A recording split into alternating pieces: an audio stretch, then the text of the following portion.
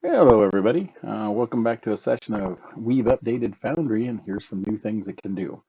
So what I have in front of me is my lucky token number one that I'm going to use for testing, and I got 4 chests. What I've enabled now is something known as Lock and Key. What that allows us to do is to use tools and abilities to actually open locks versus having to go through theater of the mind to get everything arranged. So what you can do is when you come up to a chest, a door, etc., you can actually click on it. And if you click on it, it'll tell you if it needs a key, if it needs picks, a password, or if you need to just break it. Some of these things will be given away, others won't. I'm just using that for this experiment here. So for this first one here, we said needs a key.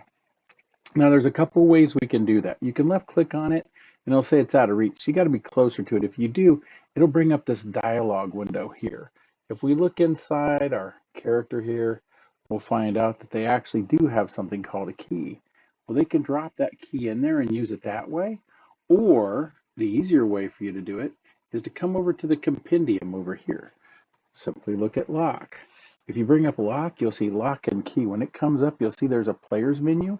You can actually drag these out to your menu. Lock, pick, break, pickpocket if you want to do that too, or even use key.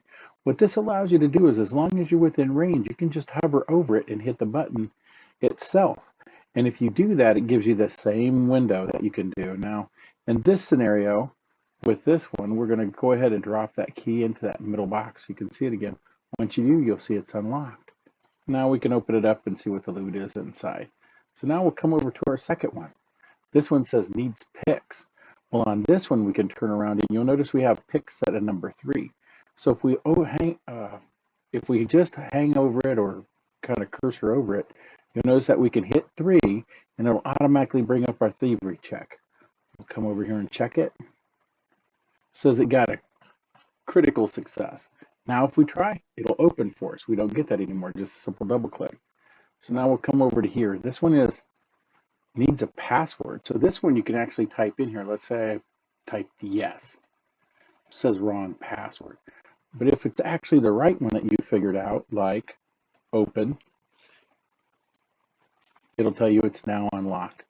And then for that one, you can open up and see the loot inside now too. This one says break me. So now we're going to go down to that break, which we have it set at 4. So we'll do that one. It'll try to do the proficiency. It shows we broke it and it's now unlocked and you can unlock it.